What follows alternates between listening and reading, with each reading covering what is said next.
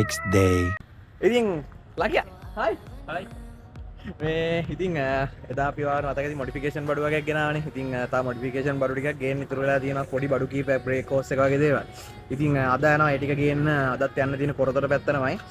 එදා ගිය ෂොප් එකටත් යන්න තියෙනවා ලස්සන මොඩිෆිකේෂන් එකකට. ඉතින් අපි යන අතරමයි සෙට් වෙමු.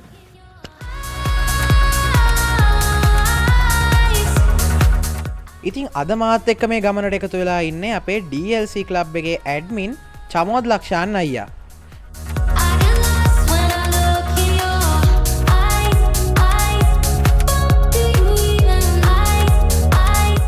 ඉතින් අපි මුලින්ම ගියේ අතුරුගිරියේ කොරතොට ලස්සන මොඩිෆිකේෂන් එකට.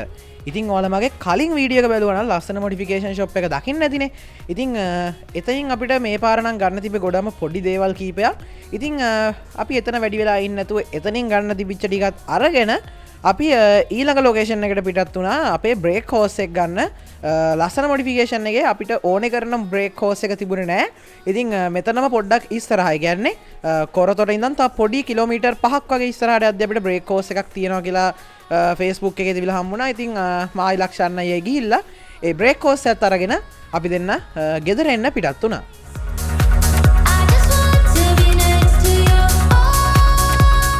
හරි ඉතින් අපි ඔන්න ගෙදර ආවා. ඉතින් මේ තමයි අපි හොයාගෙන ගොඩක් දුරක් ගියපු සෙන්ටිමීටර් 150ක් දිග මොඩිෆයි බ්‍රේක් හෝස් එක. ඒත් එක්ක මම රතු පාටින් පෙට්‍රල් හෝස් මීටර දෙකකුත් ගත්තා. මේක මෙච්චර දිග කොටසක් ගත්තේ මොකටද කියලා මම ඔයාලට ඉස්සරහට කියන්න. ඉතින් මේ බයික් එකත් ඔයාලා දන්නවා ඇති අපේ DLC ක්ලබ් එකේ ඉන්න කෙනෙක් නම් මේ ඇවිල්ලා අපේ ක්ලබ් එකේ අනිත් ඇඩ්මින් බ්ලූ ඩෙවිල් අයියාගේ බයික් එක.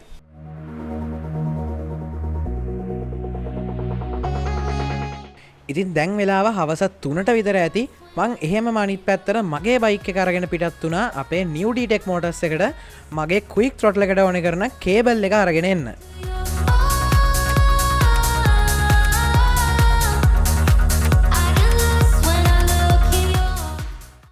Later that same evening. හරි ඉතින් අපි බයික් එක මොඩිෆයි කරන්න පටන් ගන්න යන්නේ. මුලින්ම නැත්තම් යෝ මෙහෙමයි. දැන් වෙලාව 6ට කිට්ටුයි. අපිට එකකින් කලුවර වැටෙනවා. අපි දැන් පුළුවන් ටික ඉවර කළා. වෙලාව මදි වුණා. කලුවරට උනත් ඉතුරු ටික හෙට තමයි කරන්න යන්නේ. ඉතින් අපි ඉස්සරහා මේ හැන්ඩල් එක මාරු කරලා ක්වික් throttle මේ සම්පූර්ණ හැන්ඩල් එක කියන්නේ කොක්පිට් එක ප්‍රදේශය සම්පූර්ණ මොඩිෆයි කරන්න තමයි දැන් ලෑස්ති වෙන්නේ. ඉතින් වැඩි කතාවක් නැහැ. බලමු මොකද වෙන්නේ කියලා.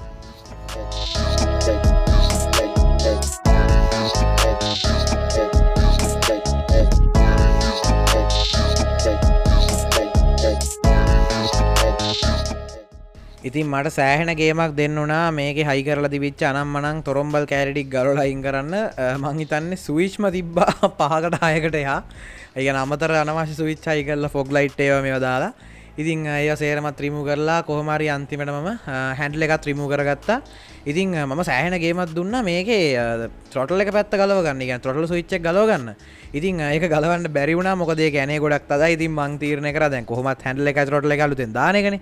මං ඊට පස්සේ කාබ් එක ගාවින් කේබල් එකත් එක්කම ගලවලා ඒ කොටස අයින් කරලා ඊට පස්සේ හැන්ඩල් එක රිමූව් කරගත්තා. ඉතින් මේ තියෙන්නේ අපි කලින් දවසේ අරන් ආපු Pro-Taper handle risers දෙක. ඉතින් මුලින්ම handle risers දෙක බයික් එකේ T column එකට හයි කරලා ඊට පස්සේ අපි අලුතෙන් ගෙන ආපු Pro-Taper fat bar handle එකත් මේ බයික් එකට හයි කරගන්නවා.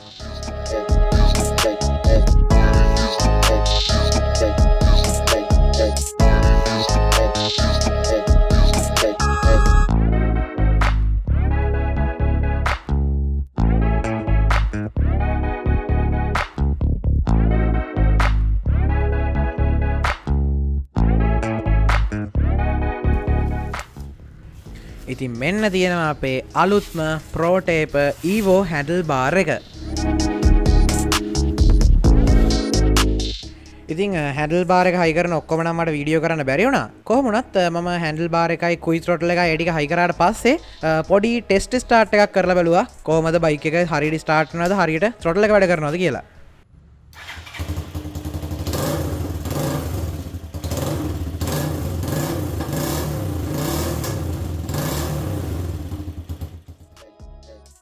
ඉතින් කිව්වා වගේම සෑහෙන රෑ වෙලා තියෙන්නේ. ඉතින් අපිට අද ඉවර කරගන්න පුළුවන් වුණේ වැඩ වලින් 100ට 5ක් 10ක් වගේ පොඩි ප්‍රමාණයක් විතරයි. කොහොමනත් ඉතින් අද මට පුළුවන් වුණා මේකේ හැන්ඩල් එක මාරු කරලා ක්වික් throttle ඊළඟට හැන්ඩල් එකේ ස්විච් සෙට් එක හැන්ඩල් ග්‍රිප්ස් ඒ වගේ දේවල් ටික ඉවර කරගන්න පුළුවන් වුණා. ඒත් එක්කම මම බ්‍රේක් කැලිපර් එක ගැලවුවා, බ්‍රේක් පොම්පේ අයින් කරා, ඒ ටික කරගත්තා. ඉතින් තව මෙතනට අලුතෙන් බ්‍රේක් පම්ප් එක ඊළඟට ක්ලච් ලිවර් එකේ ටික හයි වෙන්න ඕනේ. ඒත් එක්කම අලුතෙන් ගෙනාපු බ්‍රේක් හෝස් එක හයි කරලා බ්‍රේක් පෑඩ් මාරු කරලා බ්‍රේක් බ්ලීඩ් කරලා ටික කරන්න තියෙනවා. ඉතින් මම පරණ හෝස් එක එහෙම ගලවලා තිබ්බ ඔයිල් ටික ඔක්කොම යවුවා. මම හිතන්නේ බ්‍රේක් කැලිපර් එක ඇතුලේ තව ඔයිල් ඉතුරුලා ඇති. කොහොමවත් ඉතින් ඉතුරු වැඩ ටික අපිට ඊළඟ දවසට හෙටට කල් දාන්න සිද්ධ වෙනවා. ඉතින් දැන් වෙලාව හවස 6:45යි. අපි එහෙනම් හෙට දවසින් හම්බ වෙමු. The next day. ඉතින් දෙවැනි දවසේ වැඩ පටන් ගන්නකොට කොහොම හරි උදේ 10 විතර වෙලා තිබුණේ. මුලින්ම කරේ හැන්ඩල් ග්‍රිප් දෙක ආපහු එජස් දෙක කට් කරලා ආපහු චේන්ජ් කරා. ඊට පස්සේ ස්ටාර්ට් ස්විච් එක හයි කරා.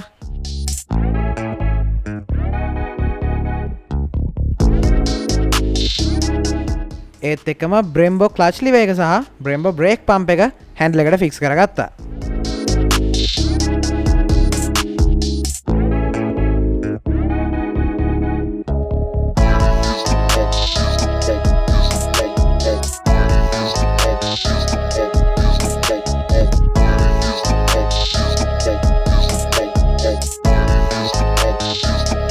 ඊළඟට මම කළේ බයික් එකේ ඉස්සරහා බ්‍රේක් කැලිපර් එක ගලවලා ගත්තා.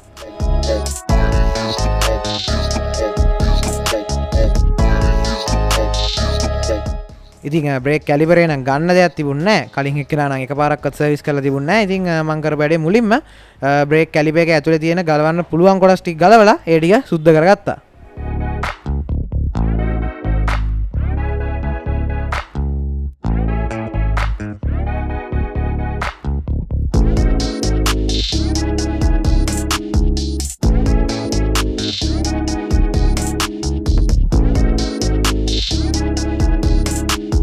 ඉතින් මෙන්න තියෙනවා අපේ brand new brake pad දෙක. ඉතින් මම ඔයාලට මෙන්න මේ වගේ comparison එකක් දාන්නම්. ඔයාලට හිතා ගන්න පුළුවන් පරණ brake pad දෙක තිබිච්ච තත්ත්වය සහ අලුතෙන් ගෙනාවු brake pad මොන වගේද කියලා.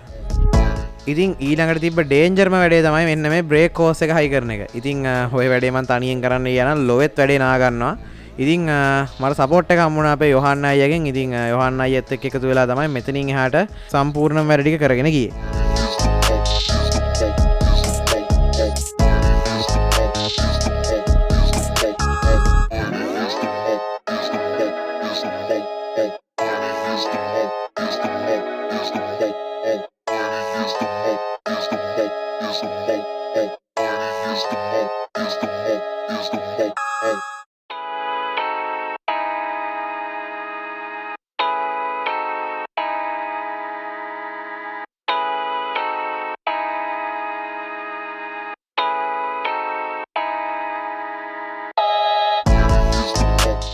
ඉතින් පැයක් විතර යනකොට කොහොම හරි අපිට පුළුවන් වුණා සම්පූර්ණව ඉස්සරහා බ්‍රේක් සිස්ටම් එකම සෙටප් කරලා ඉවර කරගන්න.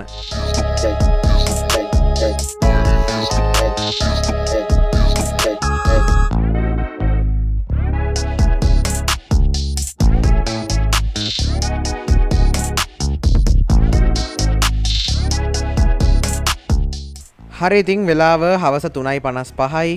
මේ වෙද්දි කොක්පිට් එකේ වැඩ ගොඩක් දුරට ඉවරයි. ඉතින් ඔයාලට පේනවා ඇති ප්‍රෝටෝටයිප් හැන්ඩල් බාර් එක, ඒ වගේම හැන්ඩල් රයිසර්ස් අප්ග්‍රේඩ් කරලා තියෙනවා. ඒ වගේම කොසෝ හෑන්ඩ් ග්‍රිප්ස්, ඒ වගේම බ්‍රෙම්බෝ බ්‍රේක් ඇන්ඩ් ක්ලච් ලිවර්ස්, ඒ වගේ අප්ග්‍රේඩ් කීපයක්ම අපි කොක්පිට් එකට එකතු කරලා තියෙනවා. ඉතින් මේ තියෙන කලින් අයිතිකාරයා දාලා තිබිච්ච හෙඩ්ලයිට් හෝන් නම්මනම් දාන ස්විච් එක. ඉතින් මේක අයින් කරා. ඒත් එක්කම මේකට දාලා තිබ්බ ෆොග් ලයිට්. එතකොට මේ පේනවනේ ඔයාලට සෑහෙන ස්විච් ප්‍රමාණයක් අනවශ්‍ය වයර් ගොඩක් තිබුණා. ඒ සේරම මම අයින් කරලා දැම්මා. දැන් ඉතුරුලා තියෙන්නේ ඩබල් සිග්නල් ස්විච් එක හයි කරන්න විතරයි. A few moments later.